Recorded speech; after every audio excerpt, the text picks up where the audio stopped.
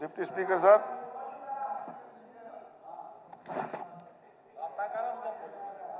मैं जो आज सरकार के खिलाफ अविश्वास प्रस्ताव आया उसके समर्थन में बोलने के लिए खड़ा हूं। कादर साहब ने बड़े विस्तार से बताया कि किस प्रकार से आज लोगों का विश्वास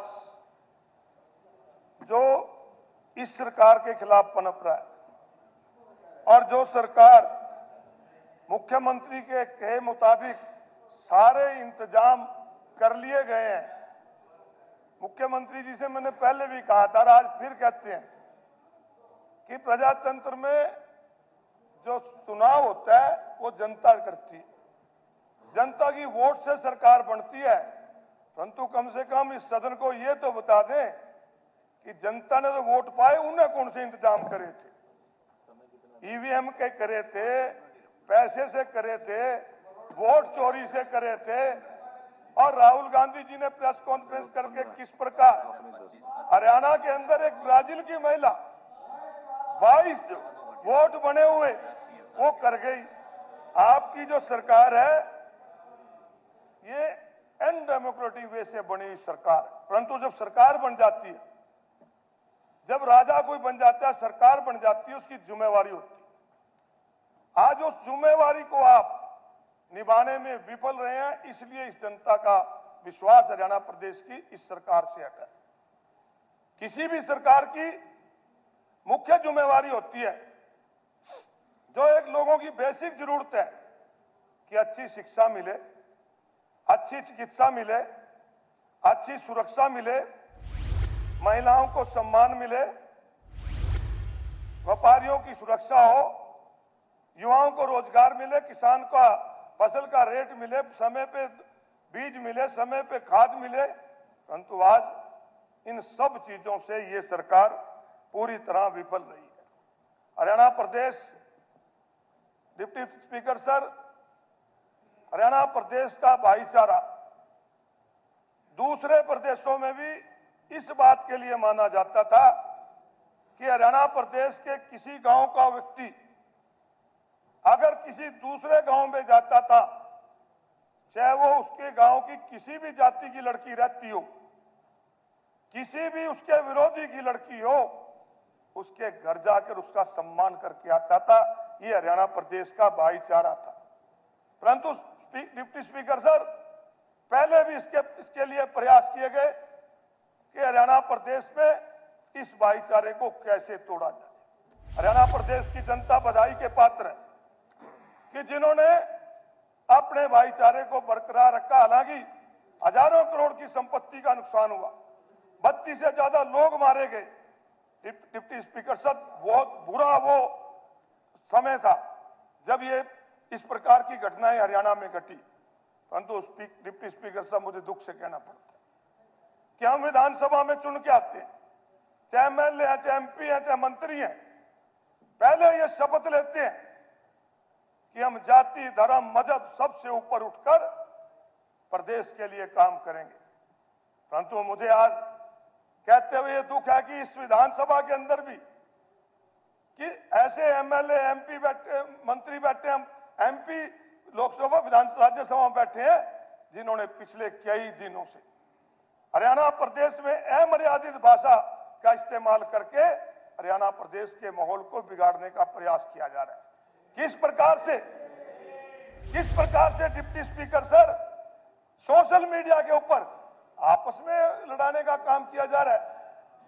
डॉक्टर साहब ने जिक्र किया एक सीनियर आईपीएस अधिकारी का कि किस प्रकार से उन्होंने आत्महत्या करी, एक एएसआई ने आत्महत्या की। उस समय के भी अगर आप सोशल मीडिया के निकालोगे, उस समय भी हरियाणा में जातीय दंगे करवाने के प्रयास किए गए। किस प्रकार, कहां हम हरियाणा प्रदेश को ले जाना चाहते हैं? ऐसे हरियाणा प्रदेश को बांट के अगर चलाना चाहेंगे तो डिप्टी स्पीकर सर, मेरा ये मानना है कि टाइम तो मैं कोई बात नहीं, मैं अभी तो शुरू भी नहीं हुआ, अभी तो मैं शुरू भी नहीं हुआ स्पीकर सर, अभी तो मैं अविश्वास किस लिए ले आए हैं इन बातों को जिक्र करूंगा। डिप्टी स्पीकर सर, अविश्वास तब होता है जब बच्चों को अच्छी शिक्षा नहीं मिलती। अब शिक्षा मिले कैसे? स्पीकर सर, 1,22,000 पद स्वीकृत हैं और उसमें से 29,000 यानी कि 25% से ऊपर खाली पड़े हैं। 50% से ऊपर प्रिंसिपल के पद खाली पड़े हैं। स्कूलों के अंदर ऐसे हालात हैं कि जर्जर हालत में है। और डिप्टी स्पीकर सर, पिछली विधानसभा में मैंने कहा था कि इस प्रकार की जर्जर हालत में कोई ना कोई दुर्घटना हो सकती है। हमने कहा था कि जहां स्टेडियम है खेल के स्टेडियम के अंदर जर्जर हालत है, कहीं गेट नहीं है, कहीं दीवारें नहीं है, कहीं घास उगा पड़ा है। इस जर्जर हालत को डिप्टी स्पीकर सर, अगर समय रहते ये सरकार संभाल लेती तो हमारे 2 होनहार खिलाड़ी जो इस देश का नाम रोशन कर रहे थे उनको अपनी जान से हाथ धोना ना पड़ता। डिप्टी स्पीकर सर, ये सारा सरकारी अव्यवस्था की वजह से उन 2 हमारे खिलाड़ियों को खोना पड़ा। इसी प्रकार हेल्थ की बात कर लें। हेल्थ के अंदर डिप्टी स्पीकर सर कितने ही पद खाली हैं। डॉक्टर्स का जिक्र तो मंत्री जी ने किया, परंतु जो जरूरी है फार्मासिस्ट है। फार्मासिस्ट के डिप्टी स्पीकर सर 40% पद खाली पड़े हैं। अस्पतालों के अंदर दवाई नहीं है और किसी अस्पताल के अंदर दवाई है तो दवाई देने वाले नहीं है। अगर फार्मासिस्ट नहीं होंगे तो कौन दवाई देगा? और कोई दूसरा दवाई देगा, उल्टी सीधी दवाई दे देगा, उससे मरेगा। तो कैसे विश्वास कर ले जनता? इसी प्रकार डिप्टी स्पीकर सर, रेडियोग्राफर के 25% पद खाली पड़े हैं। लैब टेक्नीशियन के 30% पद खाली पड़े हैं। एमपीएचडब्ल्यू के 25% पद खाली पड़े हैं। एमपीएच फीमेल के 20% पद खाली पड़े हैं। तो किस प्रकार करेंगे? और तीसरी बात, लोगों की जान माल की सुरक्षा की है। डिप्टी स्पीकर सर, अपराध लगातार बढ़ता जा रहा है और इस कदर अपराध बढ़ गया कि हमारा एक छोटा सा कस्बा लाडवा मुख्यमंत्री जी की विधानसभा क्षेत्र है। वहां के एसएचओ ने स्वयं माना कि 9 व्यक्ति को सुरक्षा दी हुई है प्राइवेट आदमियों को, जिनसे फिरौती मांगी जा रही है। इस प्रकार कितने ही आईलेट सेंटर पे गोलियां चलती हैं। और डिप्टी स्पीकर सर, हम इसको कैसे इन चीजों को दूर करेंगे कि आज एक हमारे यहां पर हरियाणा प्रदेश के अंदर कांस्टेबल के 38.9% यानी कि 39% कांस्टेबल के पद खाली पड़े। अगर कांस्टेबल के पद ही नहीं होंगे तो डिप्टी स्पीकर सर, उनकी सुरक्षा कौन करेगा? अभी जिक्र कर रहे थे बेटी पढ़ाओ बेटी बचाओ का भी जिक्र आया। वो भी मनीषा भी किसी की बेटी थी जो लोहारू की मारी। किस प्रकार डिप्टी स्पीकर सर ये कांड उठते? डिप्टी स्पीकर सर, हरियाणा प्रदेश के अंदर जो पुलिस में महिलाओं की भर्ती है वो हम 8वें स्थान पे। महिलाओं की भर्ती नहीं करते पुलिस में, तो किस प्रकार डिप्टी स्पीकर सर इसको हम कहें कि इस सरकार पे हमारा विश्वास है? डिप्टी स्पीकर सर, सरकार बहुत लंबे चौड़े वादे करती है और कहते हैं कि हरियाणा प्रदेश इस देश का पहला प्रदेश बन गया जिसने 24 जिन्सों के ऊपर एमएसपी दी। Deputy speaker sir, MSP Haryana प्रदेश के अंदर मुख्य रूप से, अगर हम अपने एरिया का जिक्र करूंगा मैं, धान की फसल आती है। पिछले विधानसभा सत्र में मैंने मुख्यमंत्री जी से कहा था कि मुख्यमंत्री जी धान का घोटाला हो रहा है। मुख्यमंत्री जी कहने लगे कि सबूत ला कर दो। मैंने कहा कि आपके लाडवा और थनेसर मंडी में भी लगभग 50 करोड़ रुपए किसानों की जेब से नमी के नाम से काटे गए और आज स्वयं मानते हैं कि घोटाला हुआ है। आज कहते हैं कि हमने मार्केट कमेटी के सेक्रेटरी चार्जशीट कर दिए गए, आज फूड सप्लाई के अधिकारी कर दिए गए। डिप्टी स्पीकर सर, मैं कहना चाहता हूं कि किसान की फसल इस प्रकार लूटी गई, 500 से 600 रुपए क्विंटल का काला दाना बताकर इस प्रकार भी लोगों को फिर समय कटता है। आप पे तो मेरा अधिकार है कि अपने अधिकार का इस्तेमाल करना। तो डिप्टी स्पीकर सर, मैं ये कहना चाहता हूं कि 500-600 रुपए क्विंटल के हिसाब से किसान का लूटा गया। आज आप इसकी इंक्वायरी कराएं। और एक तरफ तो डिप्टी स्पीकर साहब की बरसात ज्यादा होने की वजह से किसान की यील्ड कम हुई और दूसरी तरफ उनको रेट कम मिला और तीसरी तरफ मंडियों में फसल उससे भी ज्यादा आ गई। कहां से आई? मैं बताता हूं डिप्टी स्पीकर सर, ये लगातार सरकार को चूना लगा रहे हैं। मैं बताता हूं ये घोटाला कैसे है।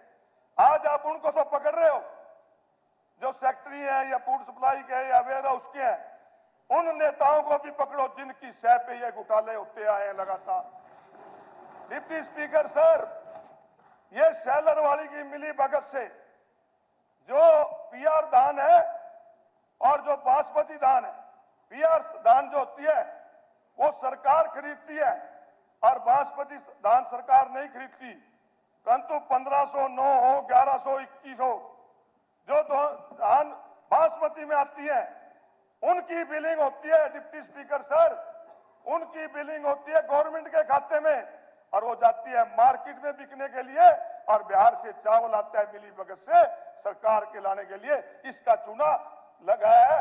मैं ये मांग करता हूं कि इसकी जांच हाईकोर्ट के सिटिंग जज से सीबीआई करे और जिन दोषी हैं उनको तो सजा मिले ही मिले। डिप्टी स्पीकर सर, उन लोगों को भी मुआवजा मिले जिन लोगों को 500-600 रुपए क्विंटल के कट लगाकर लूटा गया है। इसके साथ साथ डिप्टी स्पीकर सर, मैं बात करूंगा किसान के यूरिया। जब यूरिया की जरूरत होती है, हमारे मंत्री है, मेरे बड़े भाई हैं, मित्र हैं, वो कह देते हैं यूरिया की कमी नहीं है। परंतु यूरिया मैं पूछना चाहता हूं डिप्टी स्पीकर सर, जब बिजाई के समय डीएपी चाहिए और बाद में यूरिया चाहिए, नहीं मिलेगा, उसके बाद क्या करेंगे? आज ही मैं अखबार में पढ़ रहा था, कल की अखबार में घनश्याम जी बैठे हैं, यमुनानगर की एक फैक्ट्री में डिप्टी स्पीकर सर पुलिस ने रेड मारी प्लाईवुड की फैक्ट्री में और वहां पर यूरिया पकड़ा गया। यूरिया किसान की बजाय प्लाईवुड फैक्ट्रियों में बिकता है डिप्टी स्पीकर सर, और जब किसान लेने जाता है उसके साथ दवाई लगा देते हैं। तो फिर इस सरकार पे डिप्टी स्पीकर सर कैसे विश्वास किया जाए? इसके साथ साथ डिप्टी स्पीकर सर,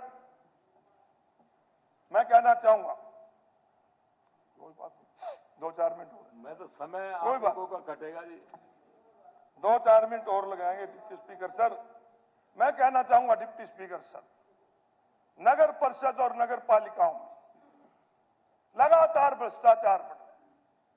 अभी मैं जब बिल लाए थे तो मैं कहना चाह रहा था, जब टेंडर की बात आदित्य देवलाल ने की, डिप्टी स्पीकर नगर परिषद, डिप्टी स्पीकर सर, नगर परिषदों के अंदर तो एक ऐसा हाल बना दिया गया कि टेंडर एक होता है, फिर सेक्शन 35 के तहत करोड़ों रुपए के उसी को टेंडर दे दिए जाते हैं। इससे बड़ा भ्रष्टाचार क्या होगा?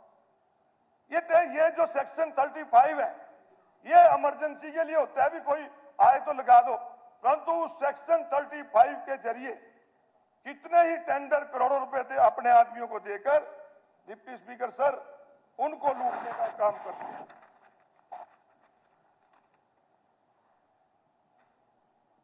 इसके साथ साथ डिप्टी स्पीकर सर, कानून व्यवस्था का जिक्र काफी आ गया।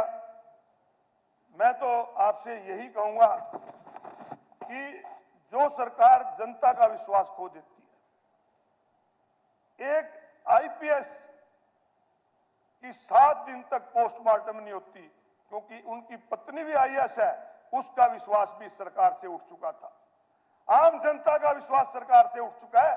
तो ऐसी सरकार के खिलाफ हम अविश्वास प्रस्ताव लेके आए हैं। और मेरे मित्र कह रहे थे मेरे से, बीजेपी वाले, कि तारी संख्या तो है ही नहीं, तुम फिर इसको ले आई क्यों?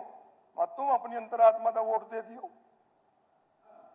तुम भी अगर अंतरात्मा से वोट दोगे ऐसी सरकार जो लोगों की मुद्दे पर खरा नहीं उतरी, निश्चित रूप से आप भी उन्हें वोट दोगे। बहुत बहुत धन्यवाद। कृष्ण बेदी जी।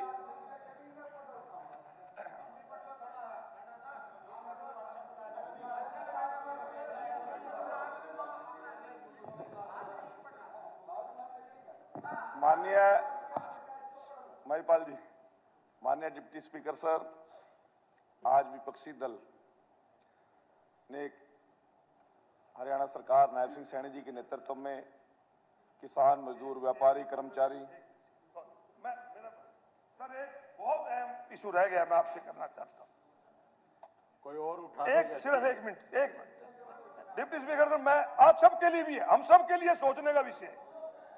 डिप्टी स्पीकर सर, पिछले दिनों जो हमारा प्रस्ताव था अलग विधानसभा बनाने का, हमने अखबार में पढ़ा कि केंद्र की सरकार ने उसे वापस भेज दिया। तो मैं मुख्यमंत्री जी से जरूर कहूंगा कि हम सब लोग बैठे हैं, ये चंडीगढ़ हमारे हरियाणा प्रदेश की राजधानी है, और जिस टाइम पंजाब और हरियाणा का बंटवारा हुआ था 40-60 के रेशो में मिली थी। अब हमें यह तो बता दिया जाए कि चंडीगढ़ में हमारा स्टेटस क्या है। जब हम अपनी हरियाणा की विधानसभा के लिए जगह नहीं मिलती, तो फिर केंद्र सरकार हमें किस उस पर रखना चाहती है। तो आज समय आ गया, सभी साथियों से कहूंगा कि आज एक निर्णय लो, लड़ाई लड़ो, केंद्र सरकार की कहो कि हमें पैसा दो, हम तो अपनी राजधानी आप बनाएंगे और धना कहेंगे कुरुक्षेत्र से बड़ी जगह कोई नहीं है, वहां पर हरियाणा की राजधानी बनाओ, ताकि भगवान कृष्ण की कर्म भूमि है, गीता की जन्मभूमि है। आप तो हाँ कर दो, इनकी मकरा लूंगा, हम तो हाँ कर दो, इनकी मकरा लूंगा। आप आज समय आ गया कि अपनी राजधानी बनाओ। माननीय डिप्टी क्या कह रहे हो? मेरा विचार सुन लो। ये सरकार अपने हित को